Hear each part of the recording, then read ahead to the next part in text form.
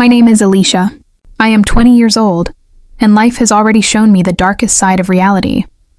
Years ago, I was a young wife full of dreams, living in a small house with my husband and our little son, Hamza. I thought my life would always stay safe inside those walls. But destiny had a different plan. My husband was only 28 when he passed away. Suddenly, one morning he went to work, and in the evening I got the news he was gone forever. In one moment my whole world shattered. I became a widow at just 23. I had a 3-year-old son clinging to me, asking, "Mama, where is Papa?" I had no answer. At first, people came to our house with tears and words of sympathy. Neighbors, relatives, even distant friends filled our rooms. They said, "We are here for you, Elisa. Don't worry." But as days turned into weeks, those people disappeared. Their words were only words. No one stayed to help a young widow struggling to survive. My husband's job gave me a small amount of money as support, but it was gone within months. Bills piled up, rent became due, and I had no income. I had never worked outside before, but now I had no choice. I started working as a maid in people's houses, washing dishes, scrubbing floors, and cooking food for others, while my own child sometimes went hungry. But the hardest part of my new life was not the poverty. It was the way people looked at me. When you are a young widow, people don't see your pain. They see your body. They see your weakness. They see an opportunity. At first it was small things. The landlord would come to collect the rent and stand too close. His eyes scanned me in ways that made me shiver. He would say, "Alisa, you are too young to live alone. You need a man to take care of you."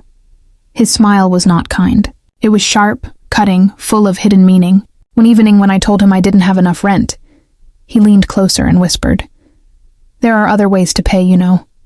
My heart stopped. I quickly closed the door, trembling, holding Hamza in my arms. That night I couldn't sleep. The walls of my own house felt unsafe. At work it was no different. Some men in the houses where I cleaned would stare at me while I bent to pick things up.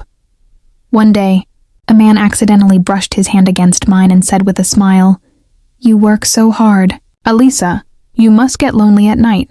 Lonely? That word burned inside me. Did they think my loneliness was an invitation? Did they think being a widow made me an easy target? I came home late that night, my body aching, my spirit crushed. Hamza was asleep on the floor waiting for me. I sat beside him, stroked his hair, and cried silently. I wanted to scream, to ask the world, is this what a widow deserves? To be seen as weak, as cheap as someone's secret pleasure? But I had no voice. If I spoke out, people would blame me. They would say, "Elisa must have encouraged them. Why else would men behave like that?" The worst part was when even so-called family friends changed. One relative visited me often after my husband's death. At first, he brought groceries and spoke kindly. I thought he was genuinely helping us. But slowly his words changed. One night he said, "Elisa, you are still young. You need love. I can make you happy again." I froze. His hand reached toward mine. My chest tightened. My body screamed to run. I pulled back and said firmly, "Please leave." He looked at me with anger and said, "Don't act innocent. Without me, how will you survive?" That night, I locked the door and hugged Hamza tightly, his small arms wrapped around my neck, his innocent voice asking, "Mama, why are you crying?" How could I explain to a child that his mother's world was full of shadows? Days turned into months. My routine was simple. Wake up early, prepare Hamza for school, then work in 3 different houses till evening. My body grew weaker, but I kept pushing. Not for myself, but for him. But no matter where I went, the same whispers, the same stars, the same offers followed me. At 23, my beauty, which should have been a blessing, became a curse. Men thought my smile was an invitation. My silence was agreement. My struggles were a chance to take advantage. I began covering myself even more, avoiding eye contact, speaking less. Still, it didn't stop. Once, while returning home at night, a group of young men followed me down the street, calling out dirty jokes. I held Hamzashan tightly and walked faster, my heart pounding. That night, I realized how unsafe it truly was. Hamza was only 8 then, but he noticed. He would hold my hand protectively, saying, "Mama, don't worry. I will grow up and take care of you." His innocent words gave me strength.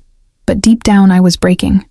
The world saw me as a widow, a weak woman, an object. Only my son saw me as a mother. Only he understood my pain. But this is not the end of my story, because even in the darkest struggles, light can appear.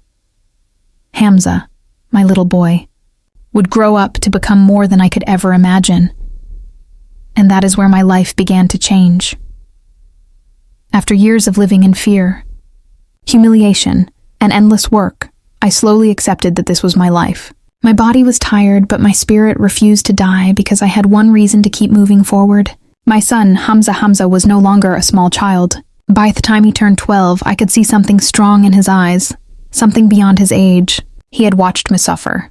He had seen the landlord's dirty stares, the neighbors' whispers, and the cruel jokes on the streets. He knew, even as a child, that his mother lived in a world that was not safe. One evening, when I returned home late after cleaning 3 houses, I found Hamza waiting outside the door. He ran to me and said, "Mama, I'll never let anyone hurt you again. One day I'll become strong and you'll never have to cry."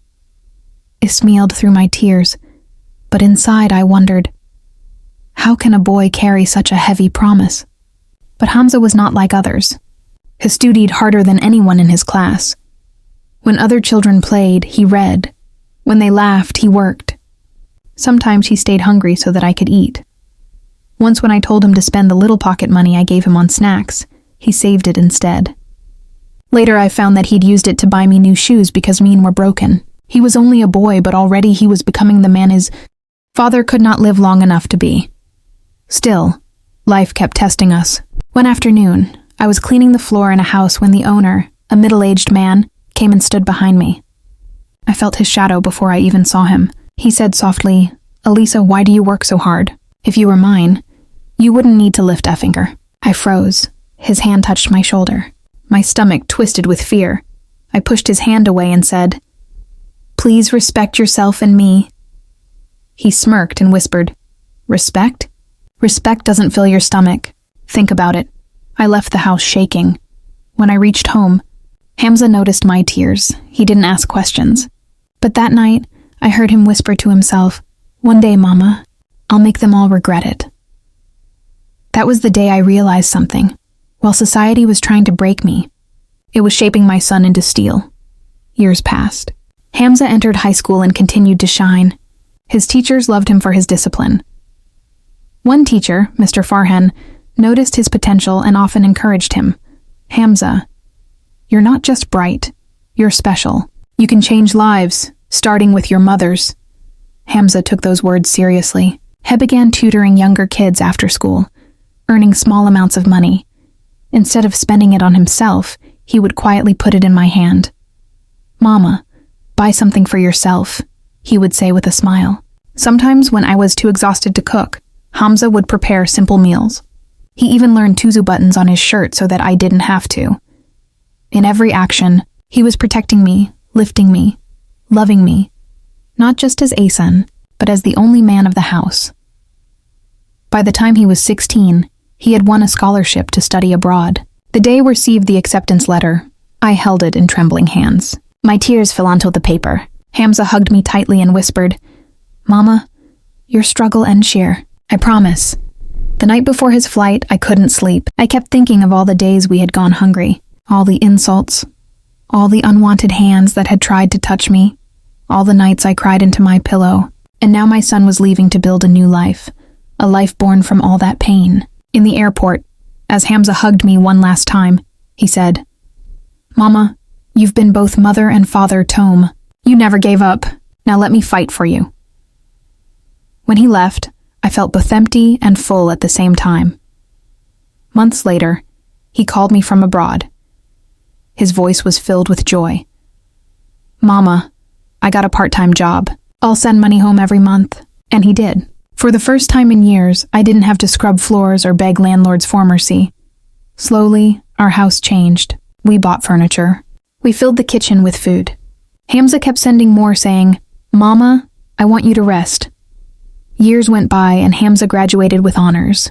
When he finally came home, he was not the little boy I once carried. He was tall, confident, and proud. In his hand was a job contract. He had been offered a high-paying position. The day he returned, our house was filled with relatives who once ignored us. They smiled. They congratulated. They pretended they had always cared.